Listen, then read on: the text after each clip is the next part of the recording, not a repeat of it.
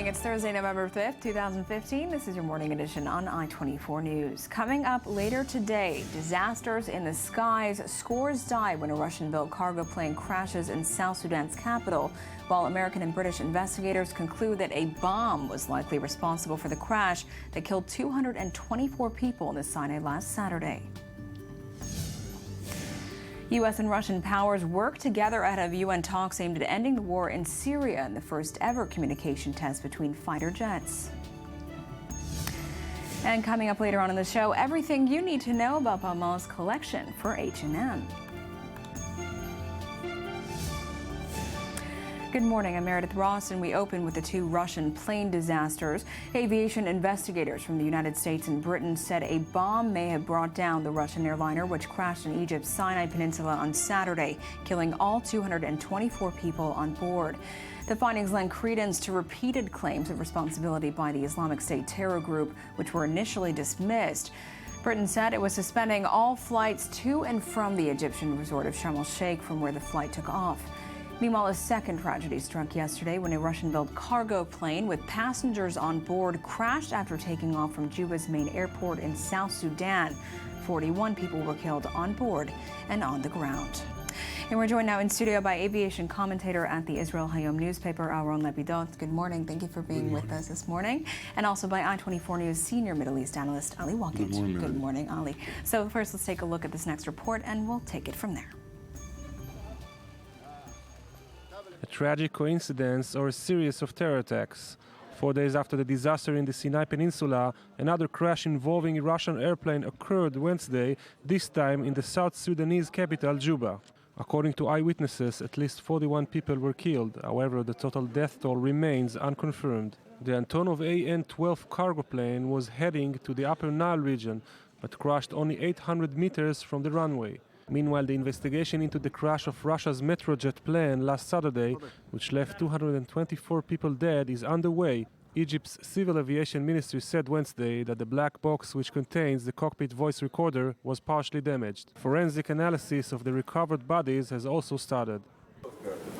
At 9 o'clock in the morning on the 4th of November, the investigation team and the operational staff identified 33 of the dead. Meanwhile, flights from Egypt's Sinai Peninsula to the UK have been delayed amid concern the Russian jet was brought down by an explosive device. Egyptian officials continue to dismiss the possibility the plane was down in an act of terror. This despite the fact that an extremist jihadist group affiliated with the Islamic State released an audio message claiming responsibility. Try to prove that we didn't bring it down, and try to prove how it came down. But we are the ones who brought down the plane with the help of God. We will detail how it came down at the time of our choosing. It is premature to link the two crashes, even though both aircrafts were Russian and operating in war-torn zones. Ongoing Russian airstrikes in Syria have certainly caught the attention of the IS, which is seeking revenge. But as for now, questions are still up in the air. So, Aaron, let's begin with you this morning. What are some possible reasons for the crash in South Sudan? In South Sudan, it seems like it's a mechanical failure. It happened just in the most critical moment of the flight, a few minutes into the takeoff. And that is a very delicate moment during the flight. So every small problem with the airplane can accelerate and become a huge problem and bring down the plane. It is also, it has been discussed, but there are no signs for that and nobody claimed responsibility for that, in this case, a shoulder-held missile could have bring down the plane just as it happened with Arkia, luckily in Mombasa a few years ago. Luckily then the plane was not hit, but when it flies on a low altitude, there is no problem to bring it down with a shoulder-held missile. And tell us more about that plane itself. It was an older plane. It's like a workhorse, very, very reliable Antonov 12. It's a cargo plane. It's been around for many, many years. There are no inherent problems, known problems with the Antonov 12. On the contrary, it serves many countries for many years. There's nothing really that can be said about it, that it's out of the ordinary. Mm-hmm. And also joining us on the phone now is Emmanuel Makaya, our contributor from South Sudan's capital of Juba. Good morning, and thank you for being with us, Emmanuel. So tell us a bit about the atmosphere the morning after this disaster. Yeah, what happened is actually the cargo plane, like my colleague in the studio, he said that is taking cargo from Juba to the Falmouth, but the problem here is it took the goods over the wage. It took so much, and then it took the people, because the cargo before it left is record to the tower there. Them that have like 12 just people, but in the end we find out the cargo is 2 passengers, more than 60 people, and most of the people is died. But in the Gabat there, the place where the cargo is crashed, when we visit the site there and we start to ask the local people who's in the place, they say when the plane is fly, it's 10 in the left side, and maybe because of the wage, and then the plane start to crash down, but it's not get a fire because it's close to the river. And then when I go to the hospital also, because I have my neighbor there, actually it's my relative, one of the people who's died in the plane. And then most of the people there, the name is not registered there, because actually here the other people just enter inside to the airport, and then they are going to ask where the plane is going, and then start to enter inside. That's the case why the more people, all of them is dying. Emmanuel, and according to the official there, the other side, they say the plane, there is all the captains belong to the Tajikistan, and the other official also, they say the plane, there is all the captains belong to the Armenians, and up to now, we the citizens, we don't know who the crew, the captain, all of them is Tajikistan, or all of them the Armenians, or include one as Russian. I see. Well, obviously the investigation is ongoing. Emmanuel, thank you so much for joining us this morning. So what kind of damage control is Russia doing now, considering that 2 of its airliners went down in a pretty close proximity?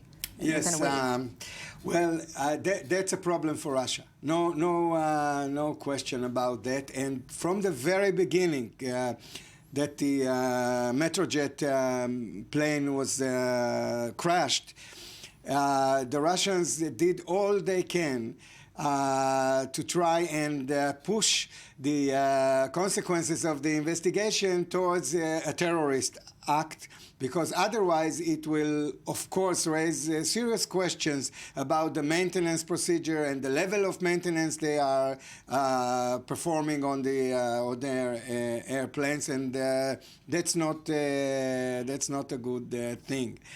What the guy from Juba said just a few moments ago about the weight that might cause the problem with the Antonov, that's quite a possible reason, because the weight is calculated very, very specifically before takeoff, and there is a sort of trade-off, what you can take, what you cannot take, people and cargo. And if they surpass the maximum weight for takeoff, then the plane just cannot take off. That's the simple truth. Absolutely. So lending more to like a mechanical failure, something like that. Yes, this is, if it was handled wrong, then yes, that could be a reason.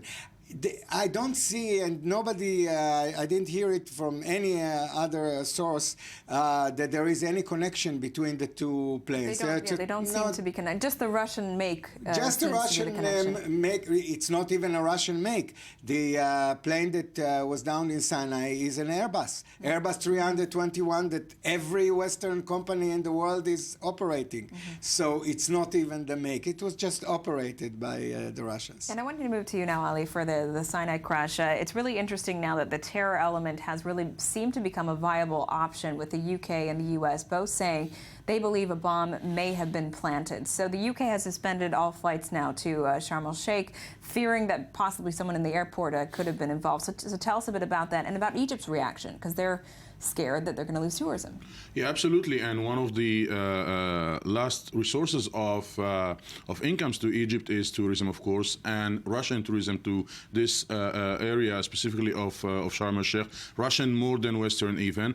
And they try to exclude the tourist option and to throw, Mr. Lapidot said, the Russian wanted to emphasize over the terror attack, while the Egyptian wanted to focus over the technical attack, which means that we, the Egyptians, don't have anything to do with the incident, and it is pure technical. Now they must admit, and I was talking yesterday with an Egyptian diplomat, and I was asking him whether the missile option was better than a bomb inside the plant, and of course the two options are very bad for the Egyptians.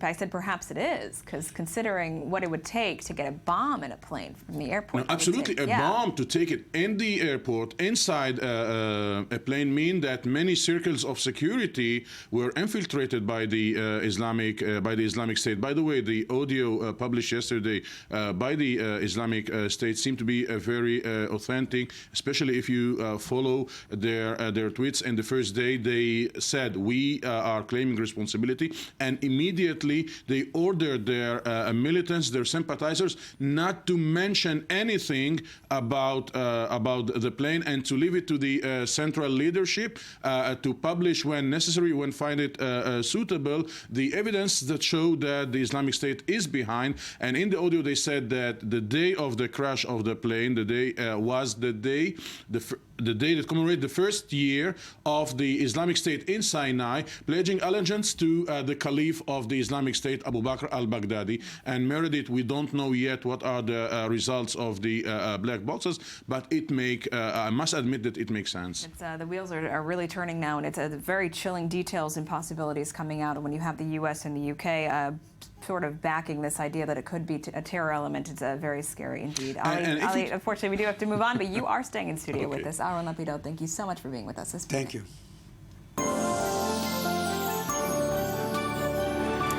And Russia and the U.S. conducted their first ever communication tests over Syrian skies in the first test of a new strategy signed last month to ensure the two sides' campaigns do not cross paths in the air. Moscow began airstrikes against anti-regime targets back in September, but for the first time on Tuesday bombed targets using coordinates supplied by the Syrian opposition. Could this all be a sign that Russia and the U.S. are closing in on their strategies to end the war in Syria? To find out, still with us is I-24 News senior Middle East analyst Ali Wakit. Good morning, Ali. So we'll talk about this in a bit, but let's take a look at this report. A case of competing diplomacy.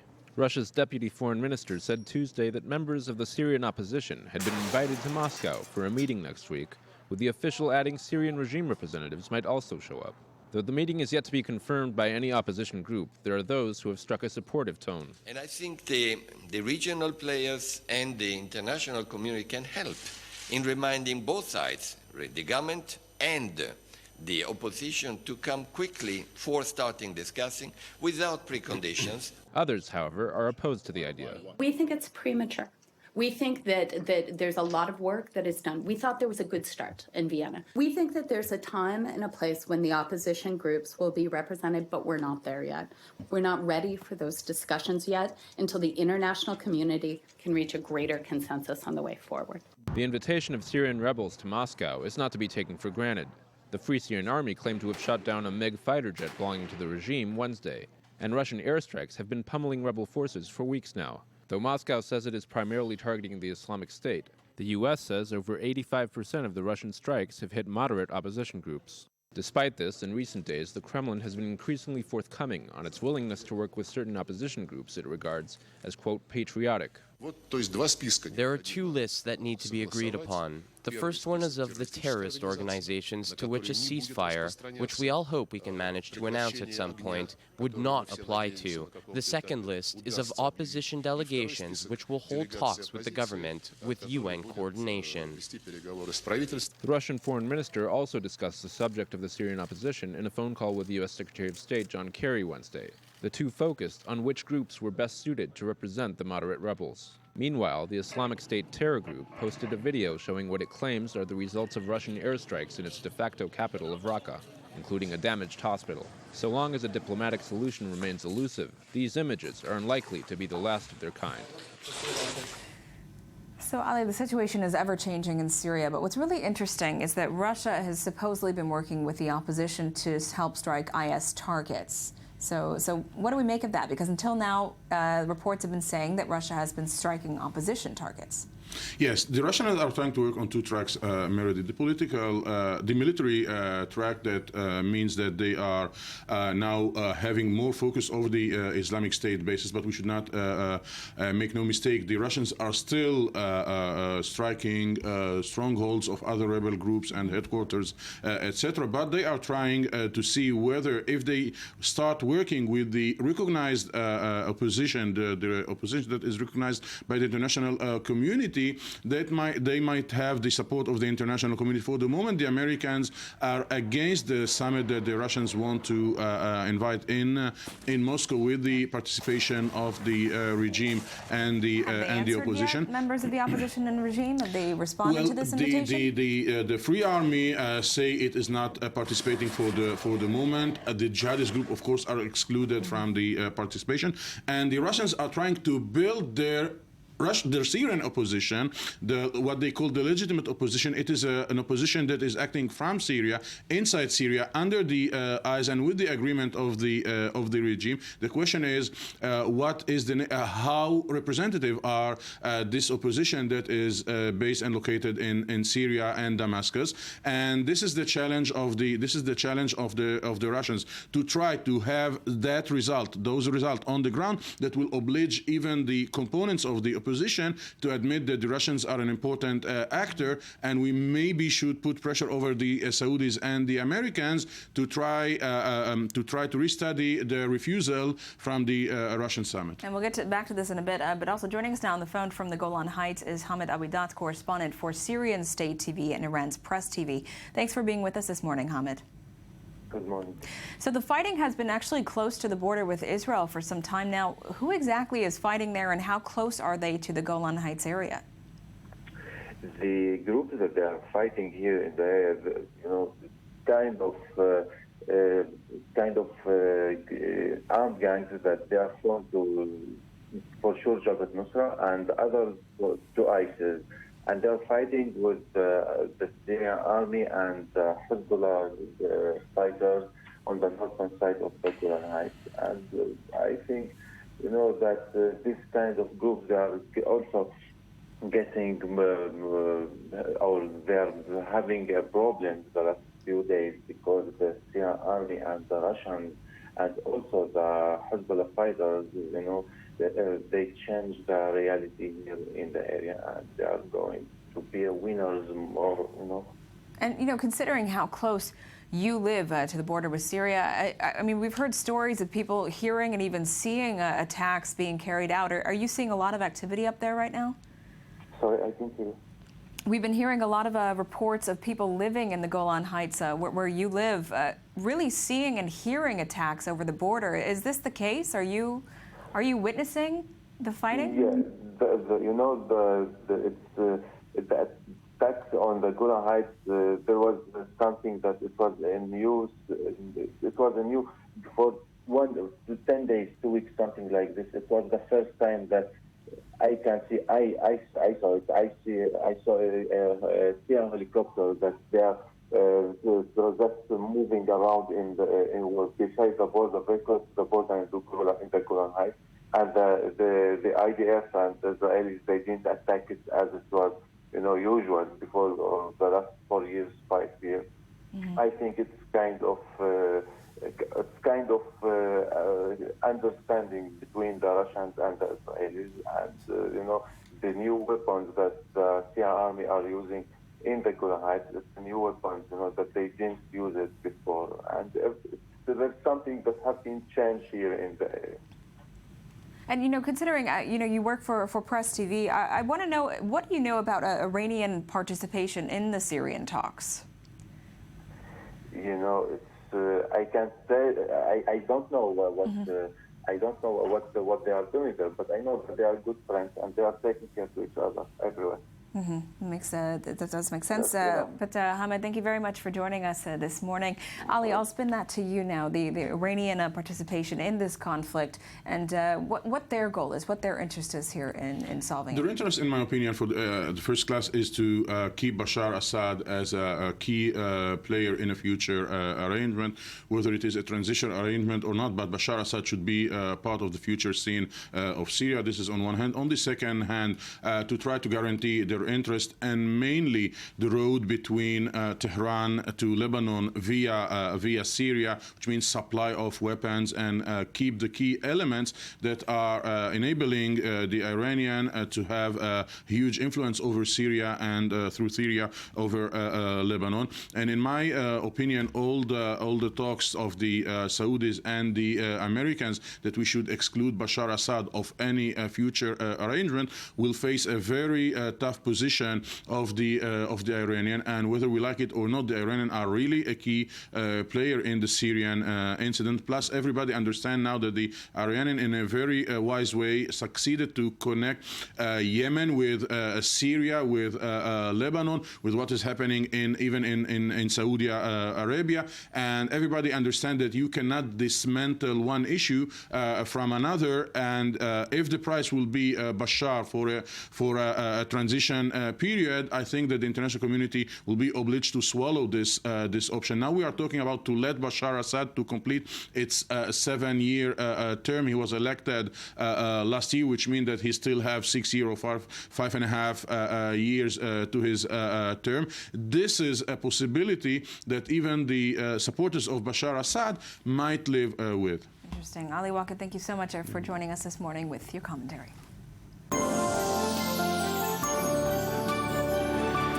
And let's say good morning to I-24 News editor Ron Friedman, who joins us today to give us a deeper look at some stories making the headlines around the world. Hi, good morning, Ron. So we've been really deep into the Middle East region this morning. And we're going to stick with that, at least for the first couple of stories. The first one, we're looking at Times of Israel report about something that's going on in Jerusalem, or you can almost say it a potential disaster averted. Here we have the headline, the Supreme Court postpones a West Bank synagogue raising.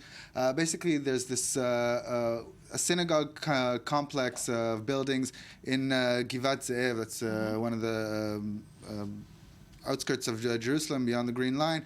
And there was big tension there yesterday. The Supreme Court of Israel ordered police and security establishment to destroy the synagogue because it was built on Palestinian land. This is something that's pretty common in the area, but the opposition to this move was incredible. We're talking about hundreds of activists, right-wing activists, most of them actually people from Judea and Samaria, from the West Bank settlements. They went into the compound and they barricaded themselves in there. They wouldn't let them physically demolish it. They're totally against it. Some people were talking about, we'll commit suicide before we let you destroy this building. Threats of clashes with police. For that reason, and because of all the recent tension, especially in Jerusalem, but in the region in general, the police asked the Supreme Court, listen, we know this is the law and we're willing to destroy this synagogue, but not now. Give us another 2 weeks. Wait for things to simmer down. Hopefully they will. But we're seeing a potential of clashes between police and settlers. Never a good sign. Keep a lookout on that one. What's been happening lately and these tensions boiling over.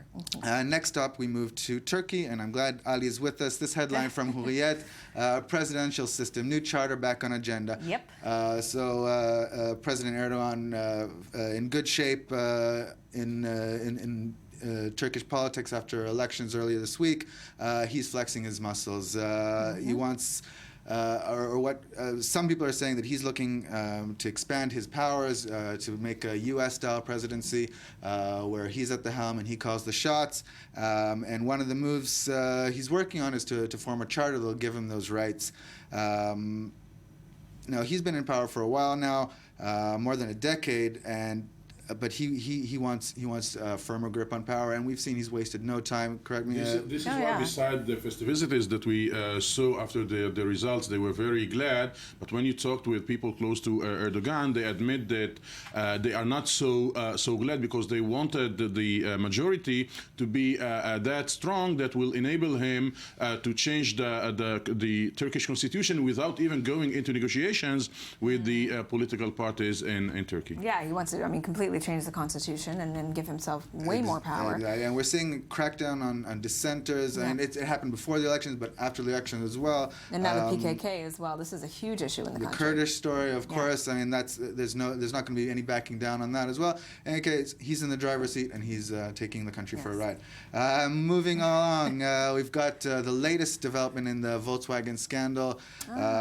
So yesterday, news emerged that up until now, this scandal has been dealing mostly with diesel engines. Yesterday, we heard that in addition to that, there's also claims of emission, should we call them frauds or inaccuracy for diesel for petrol engines or for fuel engines as well. I think about nearly 100,000 vehicles affected by that.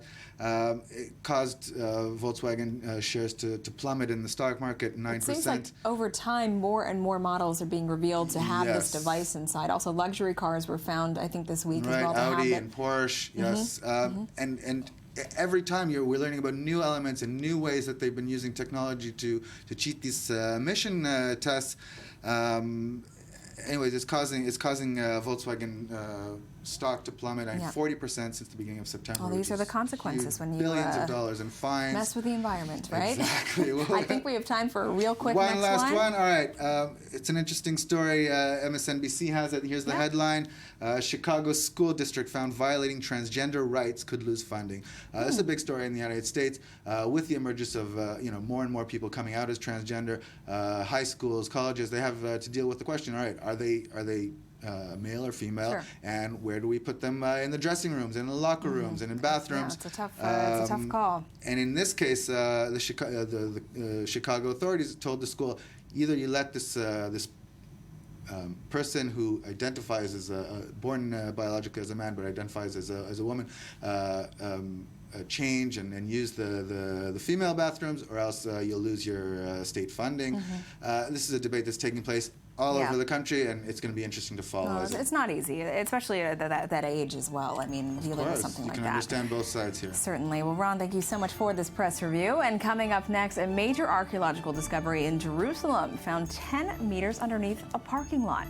But first, let's hear some more of this morning's headlines.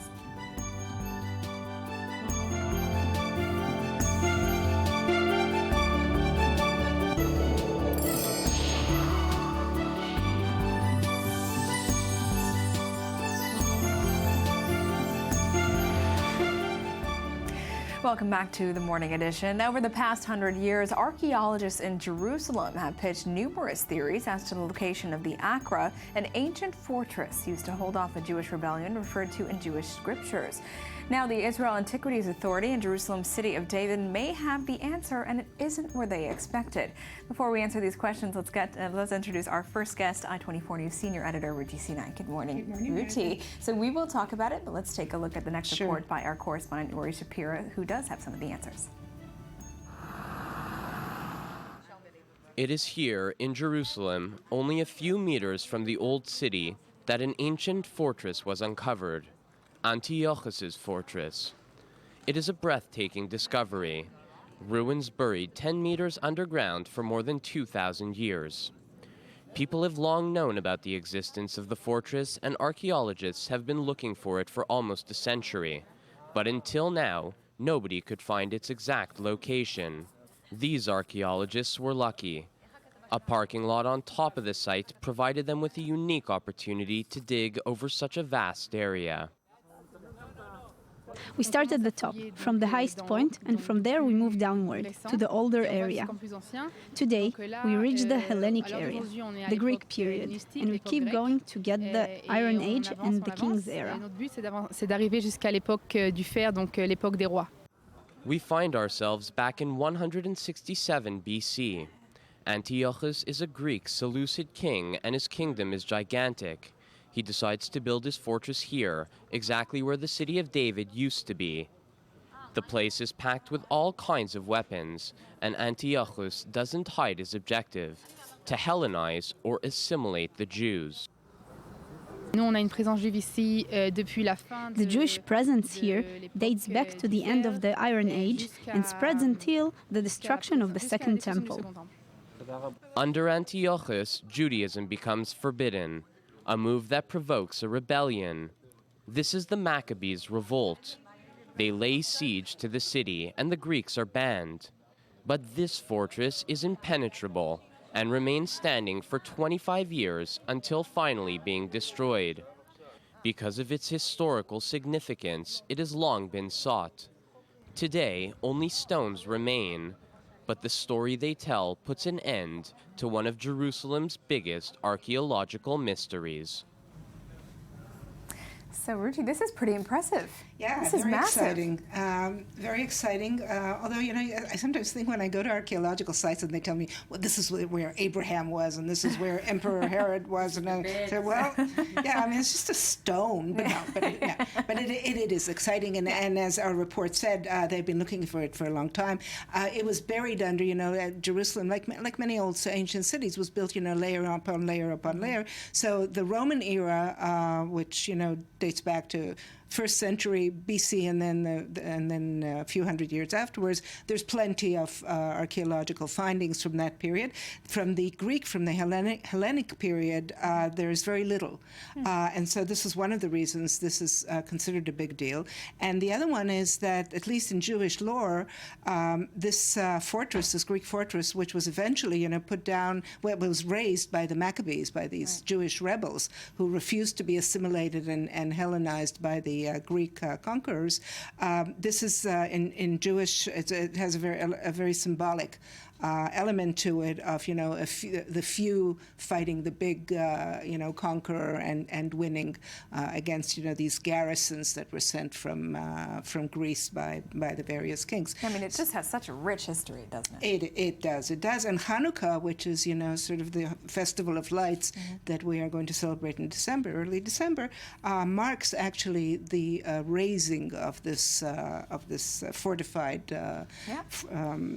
So this structure. is it. This is the story of Hanukkah here in Jerusalem. Yeah, but not everybody agrees, by the way. There are people who don't think that this is... as is typical with history and religion. But, joining us now also on the phone is archaeologist Eli Shukran. Thank you so much for being with us.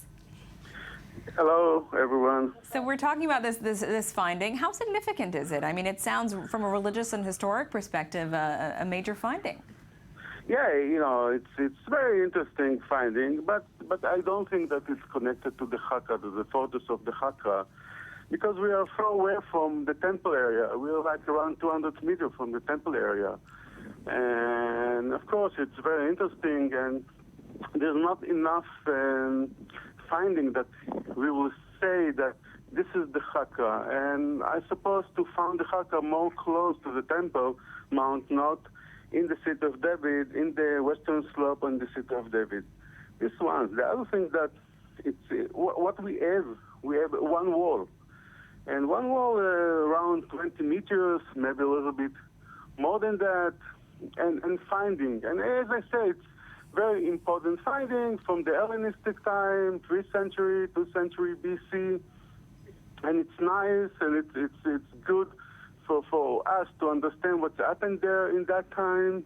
We found that finding also in the other side of the city of David. It's coins and pottery, but with one wall you cannot build a fortress. But didn't they also didn't they also find emblems of Antiochus engraved on the various artifacts that they found there? No, it's okay. You found the artifacts from the time of Hellenism from 3rd century or 2nd century BC in Jerusalem. It's not the only place that we have that. Okay, so you're just saying that it's not the Accra, it's not the that citadel. No, what I'm saying, this is not the Hakka citadel. I'm saying this is not the part of the Hakka citadel. We're far away from the Temple Mount. This is one thing. The other thing, that citadel was control the temple. How you can control the temple far away from the temple? Can you just explain, Eli, can you just explain to our viewers, when you say it's far away from the Temple Mount, why is that significant? What do the ancient writings about it say? Because that fortress was control the temple. The access.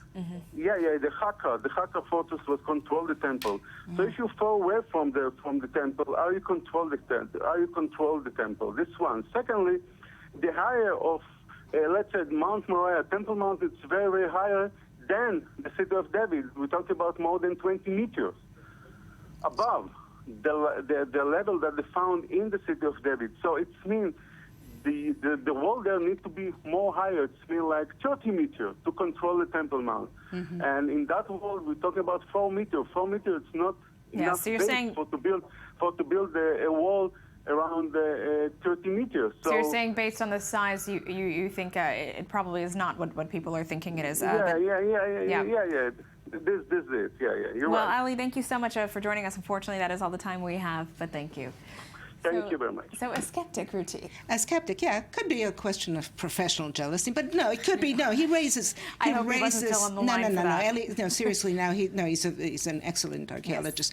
Yes. He raises some valid points about the location and about why it could or couldn't be. That's the thing, because they were kind of they controlled access to the Right, Temple and Mount. according to all the ancient writings about this place, it was high. It was high up, so, higher than the Temple Mount, which itself is somewhat high. So that's, in fact, what he's saying is that, A, it's too far away for them to have been able to use it to effectively control access to the Mount, where the temple, the ancient Jewish temple stood, and B, that it's not high enough. Well, he does raise some interesting points, but I guess you never really know with these things. Well, right? no, Just it's 2000 the discovery of artifacts and placement of the location, but I guess they will still continue. Don't forget, they didn't have Wikipedia, they didn't have the web, it's kind of hard to chronicle. Exactly. Well, Ruti, thank you so much for being here with us.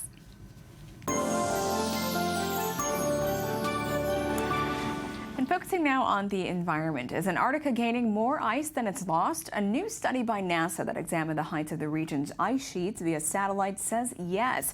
But what does this mean for climate change campaigners who have been saying for decades that Antarctica is in fact losing ice and that the loss has contributed to rising global sea levels? To answer these questions, we are joined in studio by journalist Netta Chitouf. Good morning, Netta. Good morning. Thanks so much for being with us. But first, let's take a look at this next report. 3,000 kilometers north of the Arctic Circle lies the Penny Strait. The frigid waterway is covered with ice, making it nearly impossible to get through. A Canadian Coast Guard boat called the Amundsen is tasked with breaking up the colossal chunks of ice floating in the water. The ship is equipped with satellite towers and an onboard radar system, but human observation is still crucial for successful navigation in the Arctic. There are very few ships that navigate up here, so the data is pretty inaccurate. You have to be careful. We don't want to end up in shallow waters, so we stick to the beaten trail. But the situation is changing, making the Northwest Passage navigable for oil tankers and cargo ships for the first time.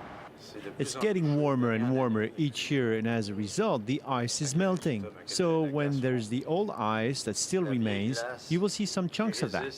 In a few years, that won't exist anymore. This is what has already happened in the Beaufort Sea.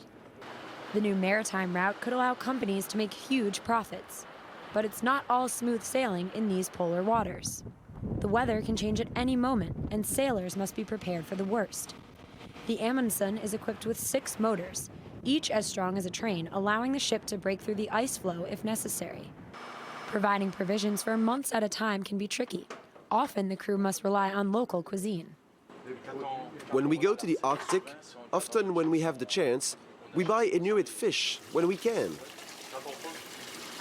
15 years from now, a quarter of all maritime traffic between Europe and Asia could take place in the Canadian Arctic. Canada will first have to develop its fleet of icebreakers, which at the moment has only 6 ships to survey the massive expanse of polar territory. So the NASA report says exactly the opposite of the story we've just seen. The story shows that in the Arctic, up north, the ice is actually melting, and for the first time ever, there is a path between Tokyo to London through sea. This is crazy, and they're saying that they've never seen such a thing, and they're thinking maybe that this will be there will be an Arctic shipping boom, a new path, new territories, new opportunities. Mm-hmm. It's very sad because the environment is being ruined, but it could be good for commercial reasons. Mm-hmm. The NASA report says exactly the opposite, but about Antarctica down south. Specifically, we're talking about the 2 poles today. So the story with NASA is a crazy story because we're talking about NASA. It's not just a small group of scientists somewhere. It's NASA. It's all satellite data. It's one of the biggest research institute in the world. Incredible beyond belief. Yeah.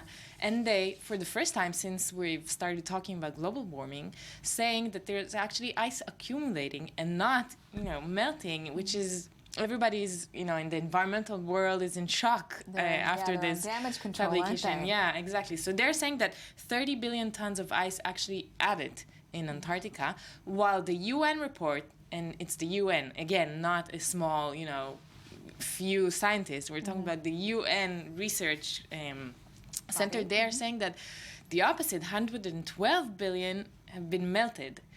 So, where's the truth? It's, as archaeology, you can never know where the truth lies, and probably somewhere in the middle. And also, the NASA report, they have a really big problem because, sea level is rising. This is a fact. They're not contradicting that. And they don't have an explanation for that, because if the ice is not melting, so why sea level is rising?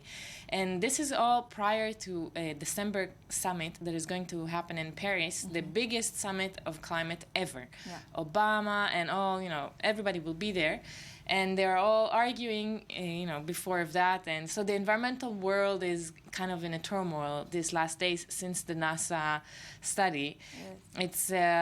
It's really, really interesting. And, I don't know. I'm sure there will be more and more and more research coming on, in the next years. Absolutely. I mean, especially considering all these conflicting reports. Yeah. But what about the summit in Paris? Because what is the goal there? They don't want to raise it by more than 2 degrees? Yeah. So also what we do know is that in the last decade, the temperature in the world has risen in 1 temperature. Mm-hmm. This is a fact. Now, in Paris, they're trying to reduce, and we know that in 30 years, it will be 3 degrees. In Paris, they're trying to reduce it and to stay at this level. So Obama has written the biggest ever climate change plan, and it's it's big as the Obamacare. It's huge, and it's like this is his legacy. And also the poles, like Antarctica and the Arctic, they're very interesting because they are the most researched place, non-habitat researched place in the world. They have become the symbol of all the environmentalism, thought, and all the organizations, the polar bear, the penguins, all over the world. We know them, we love them, even though I've never seen a polar bear in my life, outside of a zoo. I just love this creature, and I'm willing to defend them. And so isolated. Yeah, and it's interesting because the North Pole, many people say, is absolutely melting. Yes. So this is the argument. Is it melting, or is there ice accumulating? There are many, professional terms as multi-year ice or 1-year ice, and they're kind of arguing what's going on there. And NASA, they took their data from satellites, so it's quite accurate. It's not like people measured. People who can actually see it and measure it that way would know, but it's really tough, and these are vast pieces of ice. I mean, it must be difficult to really pinpoint exactly what is happening. But and it affects the whole world. Yes, it does affect the whole world. Well, thank you so much for being here with us this morning. Tell us about it. Coming up next, Balmain and H&M launch a new collection. We'll hear about it soon.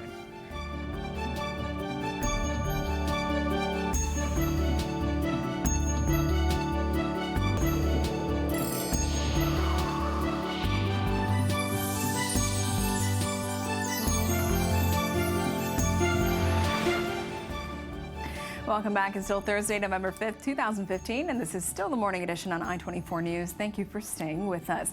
We move now to the fashion world, where Balmain H&M has launched a new collection that's hitting the chain stores worldwide, rather. For that reason, we are now joined in the studio by lifestyle expert Maya Kramer. Thanks for being here. Hi. Yeah. So it's a big. We actually have a look at their campaign, don't we? Yeah, we do. So let's have a look at that, and then we'll talk about it a little bit.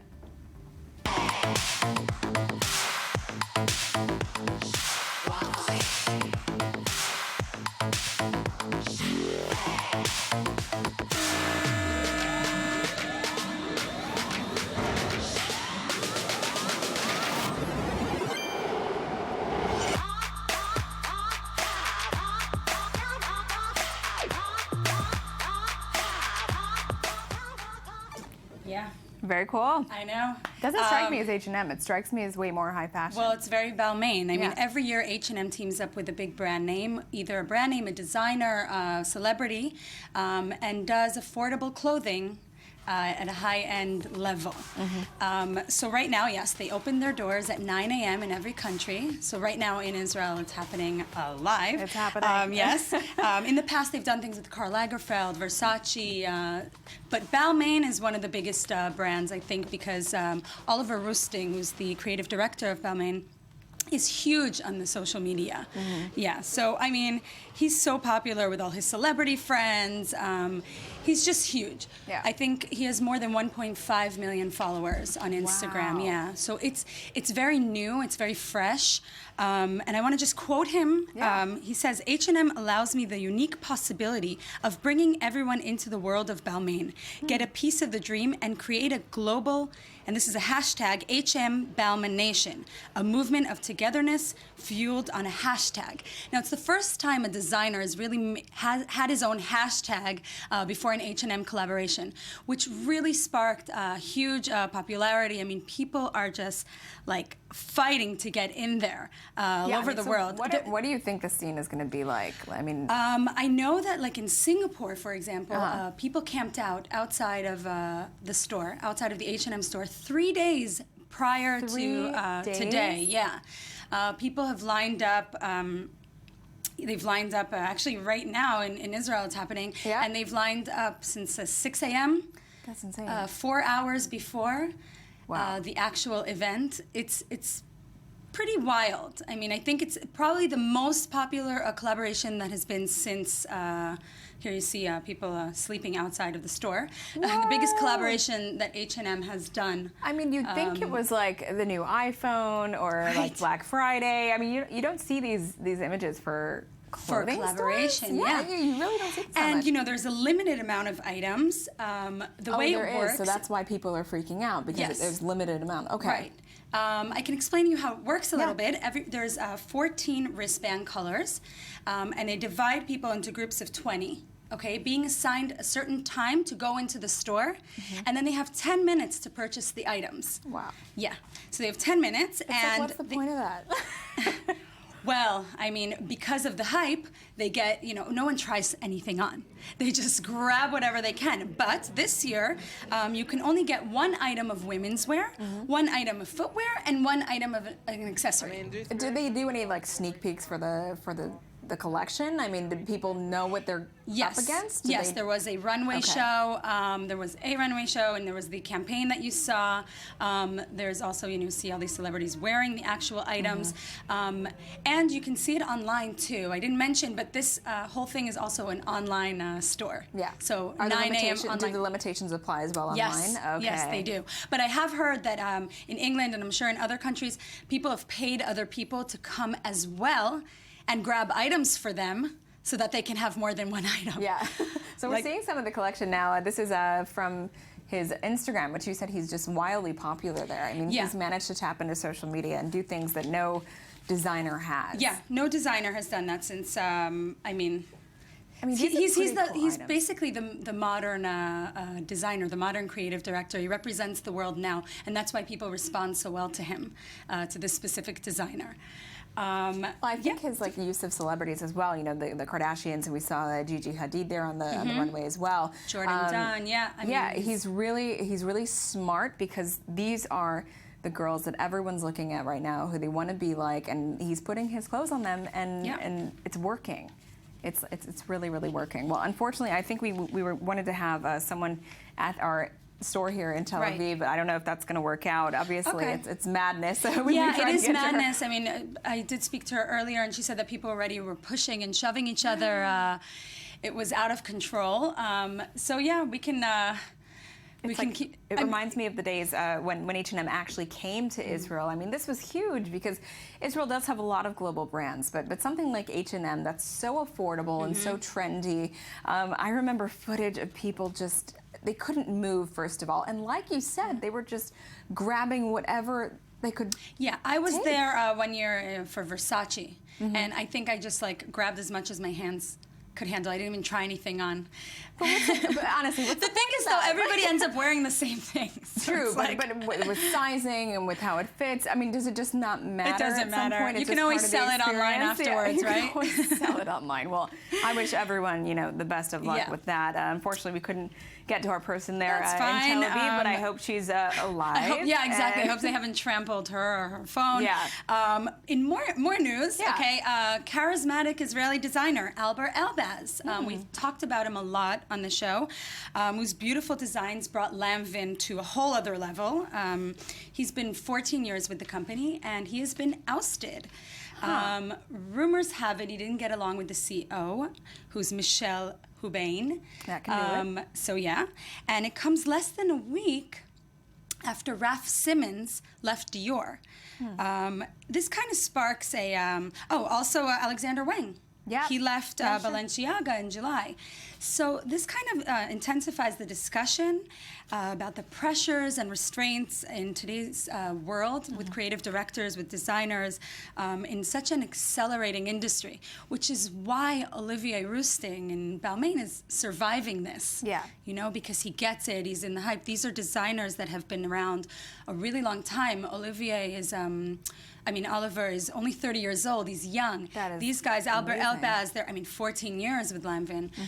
So, they need to really catch up to what's going on. It's a hard industry right now. But they're obviously very established on their own as well. They've managed to build a name for themselves. So what does that mean once they're independent and free from a brand? Well, now there's been speculation that Elbaz will be joining Dior. Okay, so he held discussions in 2011 with Dior after John Galliano was ousted, with his racist and anti-Semitic. You remember that? Yeah, you can't forget that.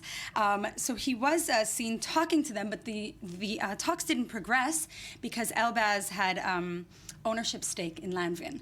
So he's going to be fine even though he left Lanvin. I'm sure he made a good chunk of money with his stakes there. Yeah. No one knows who's going to replace him right now. Who's going to replace Albert Elbaz, but we'll have to see. In the meantime, we'll just have to see what's going on, and I have to shop soon. Okay, well, I have to go shopping, so well, you're gonna get to knock shopping. some people over.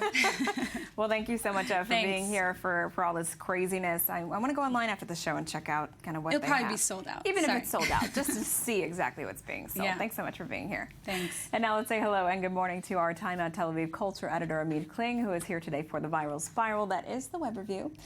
Good morning. Hi. What? You look like you could use a coffee. Oh, Balmain also has menswear, and the men don't have to wait online. Are you ready to go?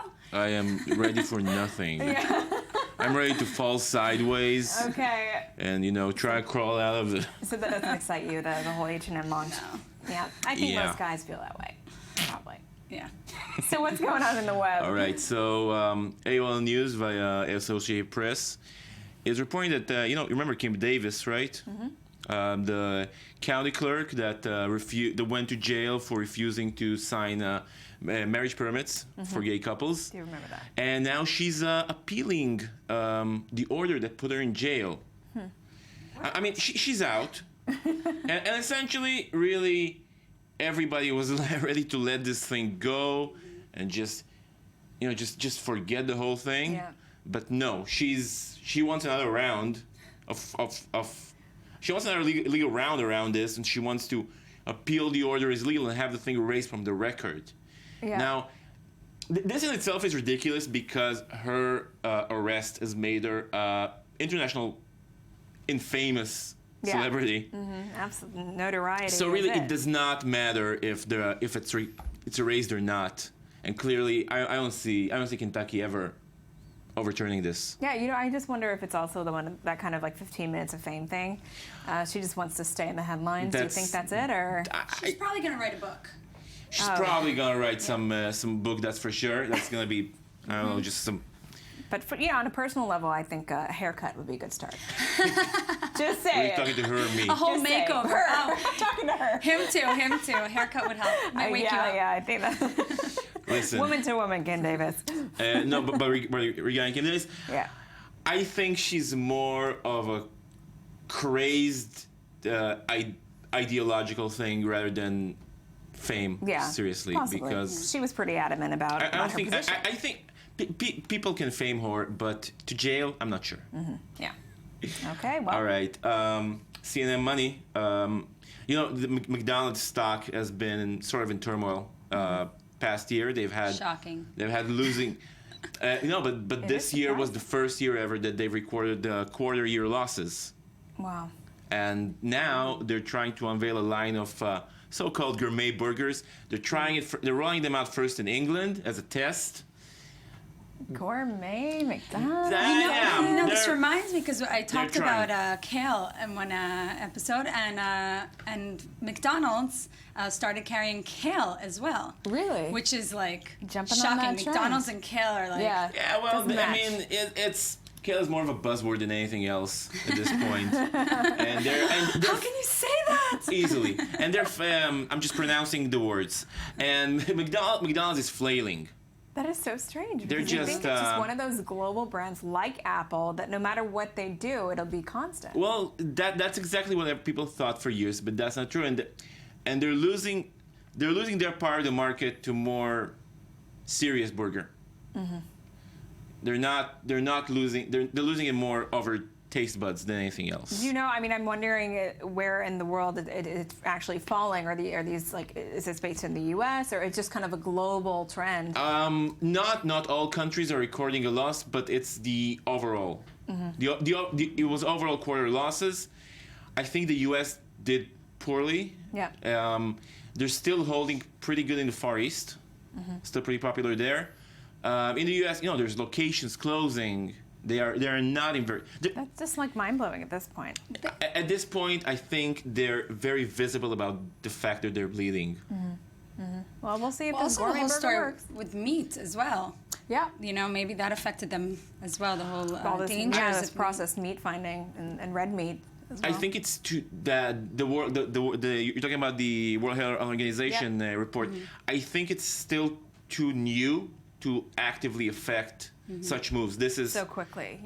This is stuff that's usually a few good months in the making, in the least. Yeah. Okay. Well. All right. Sorry for McDonald's. What else do you have? Yes. Bobby Christina Brown, the late daughter of Whitney Houston. Weird report on Gawker saying that there's been an investigation that proved that the woman who was caring for her at the time of death was impersonating a nurse. Whoa. Oh my God. Unlicensed, on anything. So this is the woman who was at home with her? Yes.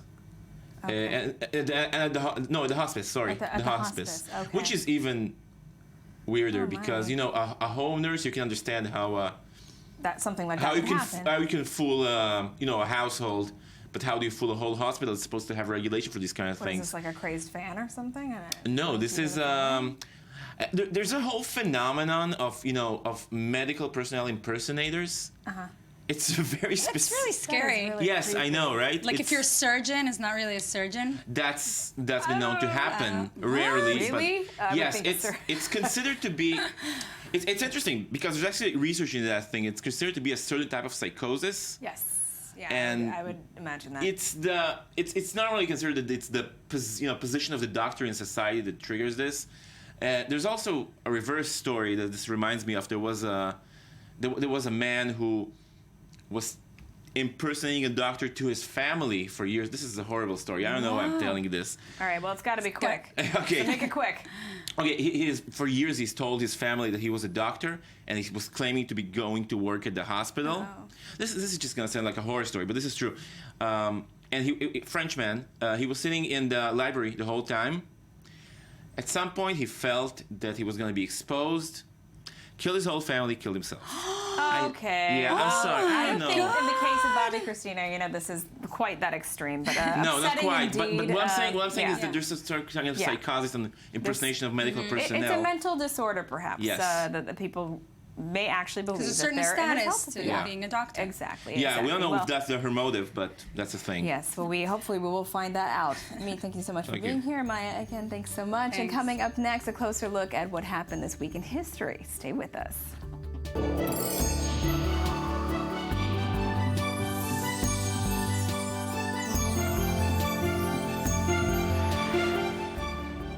Welcome back. We're joined now in studio by the Culture Magazine editor, Aubrey Rosenzweig. Good morning. Good morning. So, culture stuff. What do you have for us? Well, this week we saw that. What? I'm sorry. You haven't been introduced yet, Amit Kling. The I return of was Amit. 20 minutes ago, my friend. 20 minutes ago. So he's back, but we'll hear from You're you always later. ahead of your time. This is so true. We saw the trailer this week for Charlie Kaufman, Mm-hmm. screenwriter and director Charlie Kaufman's latest movie, Anomalisa. It looks amazing. It's a stop motion film.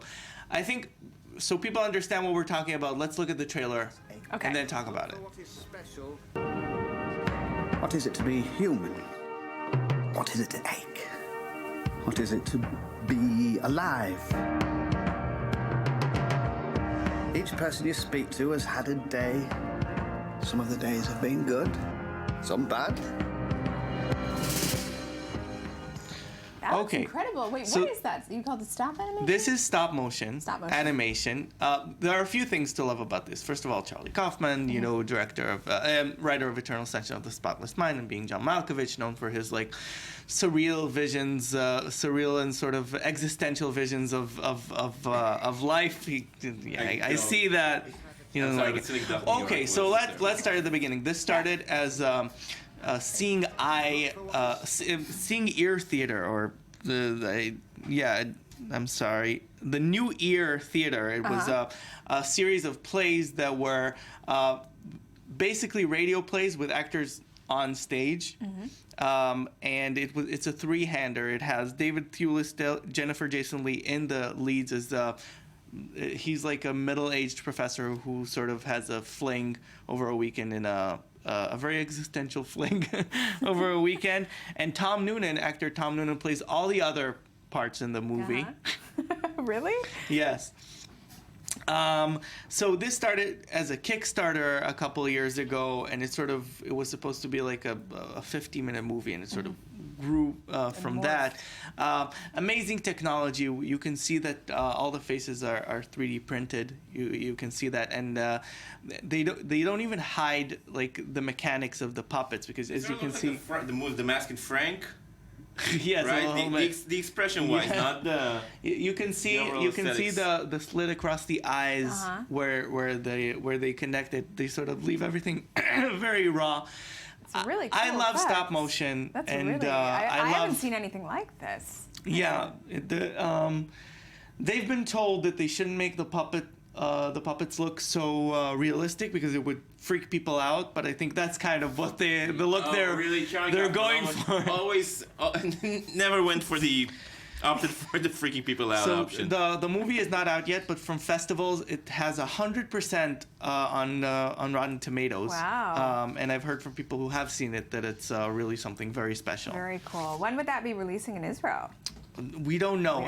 It was supposed to be December, but it might have been postponed, so we don't know for sure. But I'm really looking forward to this one. Yeah, me too. So staying with the puppet theme, huh? Staying with puppets and with film, we're talking about Star Wars again. Star Wars fever is taking everyone by storm, and a group of Indonesian people decided to take advantage of that to get the spotlight on an old traditional puppetry technique that they have. We have a story on this, on what they did. Let's take a look. Let's have a look. The Force and the Dark Side, fused with a traditional art form. Malaysia's shadow puppets, known as Wayang Kulit, but with a Star Wars theme. The show aims to inject a new hope into the centuries-old craft which has steadily lost appeal. It's something that we should do, you know, as I say, that what is a little thing that a Malaysian like myself can do for our Malaysian culture. The Star Wars buff has put on more than a dozen shows since 2013, with the help of friends and a master puppeteer. Balancing old and new ways was a key challenge. What we have actually done for fusion wayang kulit, we add in some enhancement things like that, which is allowed. You know, so literally we enhance it with technologies, but then when people look at it, it's still something very traditional, the format. Based on Hindu epics, wayang kulit has been around since the 15th century, and some tweaks to the 1977 hit have been introduced. Darth Vader, for example, has his trademark baritone, but appears as Ravana, the demon king in Hindu mythology. I know everything, every single dominant characteristic in performing shadow play. So having this knowledge, so wherever we promote fusion shadow play, we never go against the dominant characteristic in wayang kulit. The pair is now looking at other pop culture themes in their quest to save the hand-operated puppetry. And some might say, for them, the force is strong. I like those last puppets at the so end. Superman we and Batman? got we got a little bit of a sneak peek to their next project. Show. I think this is. He did not give up a single Star Wars pun. All Star Wars puns possible were made. Yeah, this story was fantastic. But please don't say that ever again. So okay, I love this. First of all, because I think the sort of the mix between the old styles and the new is really beautiful. Yeah, it's nice to see their take on it culturally. Yeah, and as you can see, they're trying to mix new technologies with the screening, with the old technologies. I think the puppets are really beautiful. They are.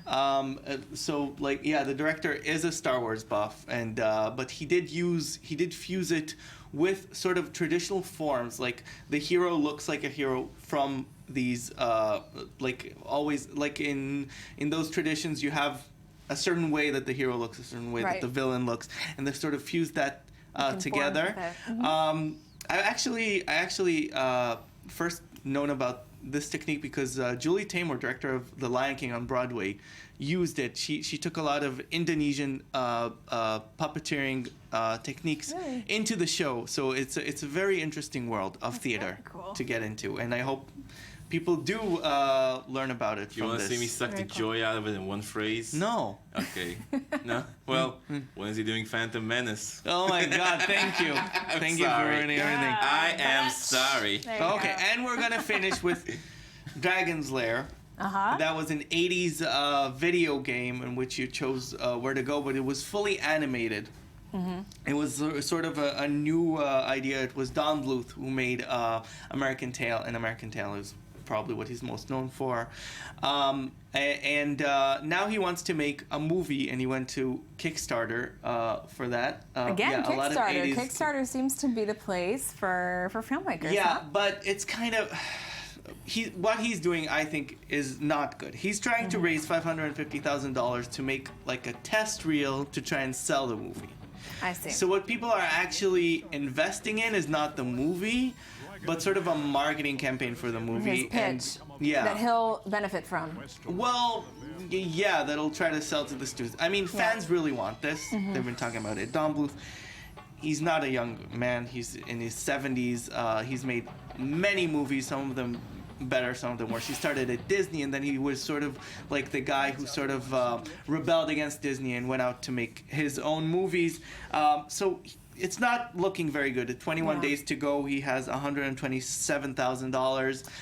Something, but not quite the $500,000 he wants. Kickstarter is way oversaturated. Kickstarter, it's a question. I'm not sure. I tend to think so when I look at it, but tech people say it's not. No, I'm talking about there's a new economy for culture projects, for film. Maybe it's hard to say. I mean, people like Bluth, I respected the guy, but Bluth, like Spike Lee going on Kickstarter, like really? You don't need that. Yeah, but Kickstarter's for the unknowns, for the Yeah, underdogs. go do the work. Go to the studios. Go, I don't know. No, but studios are much more. Studios only want sure things right now. That's the thing. The economy has changed, and studios say, go to Kickstarter. Raise the money, and then we'll look at it. But it's very interesting to see what is successful in gaining a lot of support. If in that way you're just going to Kickstarter as a response to the studios, you're just encouraging the studios to keep taking no risks. Go form an independent studio. This week we talked to Ralph Bakshi, who made a short movie after years through Kickstarter. That was a 22-minute movie that he made on his own, full artistic independence. So for that, I think it's good because no studio would back Ralph Bakshi. When an established animator goes on Kickstarter, Bluth, who a guy with his... But he hasn't made a movie in years. That's true, but he's still well enough established to, take the spotlight off maybe some 20-year-old guy who's trying to fund his animation I'm with the film. meat here, I have to say. But I agree. That's what Kickstarter's for. That's the whole concept I of think it. that this particular project is misguided because of what he's trying to do. Yeah. But I think that Don Bluth, an animator who's a traditional animator, which studios will not back hand-drawn animation. We don't see that. We only see computer-generated. I think if a guy like that in his 70s that nobody would back goes to his fans, I think there's nothing wrong with that. Well, we'll see how that pans out. Yeah. Andre, thanks so much for being with us. No introduction necessary, I think, for you, none. Meet. But you are here to tell us what happened this week in history. Okay, so let's go back to 1917. November 7th is the date of the Russian, October Revolution. Anything weird about what I just said? November 7th is the day of the October Revolution. Okay. Right? I just thought you took something before the show. I did, but that has nothing to do with that. No, but seriously, prior to the October Revolution, prior to the Russian Revolution of 1917, Russia was out of sync with the world calendar. And for them it was October 24th. And that's true, it was called the Julius calendar, which dates back to differences amongst the churches, and the Orthodox Church, which was the dominant church in Russia, about how to calculate the date of Jesus' birth and therefore the calendar. Anyway, one of the first things that Lenin's government did in power was to sync the Russian calendar to the rest of the world. But that's beside the point. That is the date when the Bolsheviks have stormed the Winter Palace. Yep. And there story. It went. Tsar out, Lenin. Yep. We all know how that went. Exactly. Yes. Okay, moving on. November 3rd, 1948 is the date of a legendary journalistic blooper, the famous Dewey elected president headline. Yes, Dewey defeats Truman. Uh-oh. This is Truman, obviously, holding... Oops. Yes, the when print journalism was funny, they just like, okay, he's president, and sent it down. And the next day, the newspaper was extremely embarrassed. What happened to that journalist who printed that? It was all of them. I guess it's the editor who's wrong. I'm pretty sure somebody lost his job, but Truman... These were the days before the internet. Yes. Now we're just making mistakes because it's too fast, not too slow. Right, exactly. We have different issues now, but accuracy is important. So. Yes, it is. Especially the President of the United States. It's What? a little important. Yeah. I would say. Anyway, Truman was particularly happy to hold that newspaper. That's pretty funny. I just love his facial expression in that photo more than anything else. I mean, people are usually focused on the headline, but just like Truman is just like, idiots. This is priceless. Yes, Chicago Daily Tribune. Yeah. They got that. November 5th, 1990. That's kind of jumped 52 years. Is the day that the extremely controversial character of Rabbi Meir Kahane was shot in New York.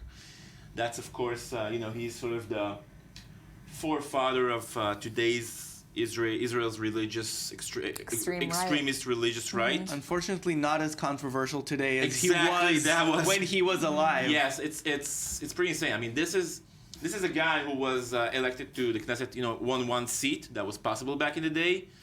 He had what is called, a single-man party. And he was actually banned from the Knesset when he was... outlawed. He was outlawed. He was outlawed because it was actually deemed a terrorist organization, Kach. And you know, after that, he went back to the States eventually for a bit, where he was shot at a rally. It is insane that 25 years later, out of, you know, he was really ostracized in Israeli society, and now his views are, I would not yet call them popular. Not mainstream, but Not it has mainstream, a but lot of followers. No, but he's, Well, I think a scary number of followers. 10 years ago, I would be extremely surprised to see somebody in a, you know, Kahane t-shirt. Yeah. Today, it's like, okay, that guy. And well, let's move on to Obama real quick. We have one last one. All right. November 7th, 1991, Magic Johnson announced he is HIV positive. We have the announcement. Oh, we're talking about Obama. No, okay. We wanted to hear the Obama one. Okay, you want to hear the Obama one? It's a very different story. Very different. Okay. Yes. Yeah, big deal. Big story. Exactly. This week. November 4th, 2008. Not Magic Johnson announcing this. No, but that also happened. That is, both things happened this week. Okay, exactly. That is quite all right. Well, thank you so much, Amit. Thank you. And thank you, Aubrey. Thank you. And that wraps up today's show. Join us again tomorrow, same place, same time, to start your day off right. Have a great day.